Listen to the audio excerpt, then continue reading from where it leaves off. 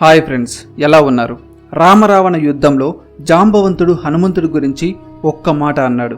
ఆ ఒక్క మాట చాలు హనుమంతుడు ధైర్య సాహసాలు, బల పరాక్రమాలు, బుద్ధి కుశలతలు తెలియజేయడానికి. సో ఈ వీడియోలో జాంబవంతుడు ఆ మాట ఎందుకు చెప్పాడో, ఏ సందర్భంలో చెప్పాడో తెలుసుకుందాం. మన ఛానల్కి ఫస్ట్ టైం వచ్చినట్లయితే సబ్స్క్రైబ్ చేసుకోండి. అలాగే వీడియో నచ్చితే లైక్ చేసి షేర్ చేయండి. ఇక టాపిక్లోకి వెళ్దాం. రామరావణ యుద్ధం జరుగుతున్నప్పుడు రావణుని కొడుకైన ఇంద్రజిత్తు యుద్ధ భూమిలో అడుగుపెట్టాడు. మెరుపు వేగంతో కదులుతూ శత్రు సంహారం చేస్తున్నాడు. భీకరంగా యుద్ధం చేస్తూ చివరికి శత్రువులపై కోపంతో ఒక్కరు కూడా మిగలకూడదని ఒకే దెబ్బతో మొత్తం వానర సైన్యంతో సహా మొత్తం శత్రు సంహారం చేయాలని అన్ని అస్త్రాల్లో గొప్పదైన బ్రహ్మాస్త్రంను సంధించాడు. ఆ బ్రహ్మాస్త్రం దెబ్బతో కొన్ని కోట్ల మంది చనిపోయారు, లక్షల మంది కాళ్ళు చేతులు కోల్పోయారు, వేల మంది మూర్ఛపోయారు.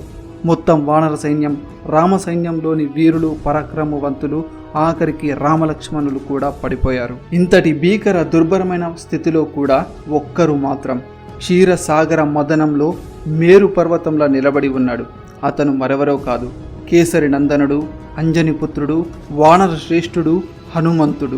కేవలం బ్రహ్మదేవుని అస్త్రమైన బ్రహ్మాస్త్రం మీద గౌరవంతో కాసేపు మూర్ఛిల్లినట్టు ఉండిపోయాడు. ఎందుకంటే హనుమంతునికి ఏ అస్త్రశస్త్రాలు కూడా ఏమీ చేయలేవని వరం ఉంది.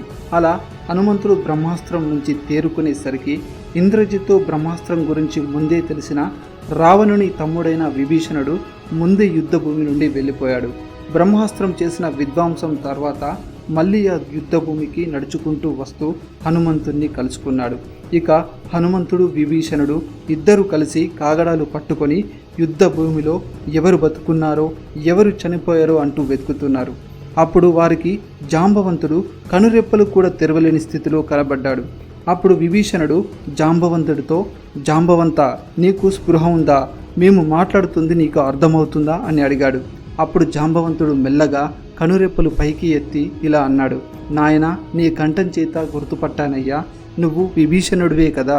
హనుమంతుడు ప్రాణాలతో ఉన్నాడా అని అడిగాడు.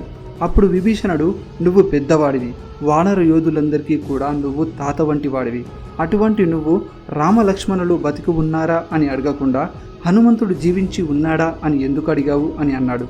అప్పుడు జాంబవంతుడు అన్నాడు, మొత్తం వానర సైన్యం మరణించని హనుమంతుడు ఒక్కడు బతికి ఉంటే మళ్ళీ వీళ్ళందరూ బతుకుతారు. మొత్తం వానర సైన్యం బతికి ఉండని హనుమంతుడు ఒక్కడు చనిపోతే అందరూ చనిపోయినట్టే.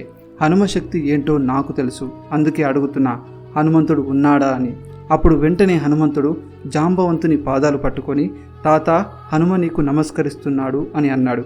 అప్పుడు జాంబవంతుడు, అందరినీ రక్షించగలిగిన వాడివి నువ్వే. ఆలస్యం చేయకుండా ఉత్తర క్షణం బయలుదేరి హిమాలయ పర్వతాలకి వెళ్ళు. అక్కడ కైలాస పర్వతం పక్కన ఓషధి పర్వతం ఒకటి ఉంది. దాని మీద ఉండే మృత సంజీవని, విశల్యకరణి, సంధానకరణి, సావర్ణకరణి అనే 4 ఓషధుల్ని తీసుకొనిరా అని అన్నాడు. మృత సంజీవని అనేది చనిపోయిన వారిని బతికిస్తుంది. విశల్యకరణి అనేది శరీరంలో బాణపు ములుకులు కుచ్చుకొని ఉంటే అవి కింద పడిపోయేలా చేస్తుంది. సంధానకరణి అనేది విరిగిపోయిన ఎముకల్ని అతుక్కునేలా చేస్తుంది. సావర్ణకరణి అనేది మూర్చిపోయిన వాళ్ళకి తెలివి వచ్చేలా చేస్తుంది. జాంబవంతుడు ఈ మాట చెప్పగానే హనుమంతుడు వెంటనే ఒక పర్వతాన్ని ఎక్కి మెరుపు కన్నా వేగంతో ఆ పర్వతం నుండి ఆకాశంలోకి వెళ్ళాడు. ఆ వేగానికి ఆ పర్వతం సైతం కంపించిపోయింది. అలా హనుమంతుడు వాయు వేగంతో హిమాలయ పర్వతాలను చేరుకొని ఓషధి పర్వతం ఎక్కడ ఉందా అని వెతుకుతున్నాడు. ఆ హిమాలయాల మీద అతనికి బ్రహ్మగారి ఇల్లు, అలాగే పరమశివుడు తన ధనుస్సుని పెట్టే ఒక పెద్ద అరుగు కనబడింది. అక్కడే హయగ్రీవుణ్ణి ఆరాధన చేసే ప్రదేశం కనబడింది. సూర్య భగవానుని కింకర్లు కూడా అక్కడే కనబడ్డారు. అలా వెతుకుతూ ఉండగా ఆ ఓషధి పర్వతంలోని ఓషధులు తమని ఎవరో తీసుకెళ్లడానికి వస్తున్నారని అవి తమ ప్రకాశాన్ని తగ్గించి లోపలికి అణిగిపోయాయి. ఆ ఓషధులను చూసిన హనుమంతుడు, ఆ ఓషధుల్ని నాకు కనబడకుండా చేస్తారా, రామకార్యానికి సహాయం చెయ్యరా అని ఆ పర్వత శిఖరాన్ని పీకి చేతిలో పెట్టుకొని అమితమైన వేగంతో ఆ శిఖరాన్ని తీసుకువచ్చి యుద్ధభూమిలో పెట్టాడు. ఇలా కొన్ని కోట్ల మంది ప్రాణాలను కాపాడాడు. వీడియో నచ్చితే లైక్ చేసి మీ ఫ్రెండ్స్ అండ్ ఫ్యామిలీకి షేర్ చేయండి. ఇలాంటి కంటెంట్ కోసం మన ఛానల్ని ఇప్పుడే సబ్స్క్రైబ్ చేసుకోండి. జై హింద్.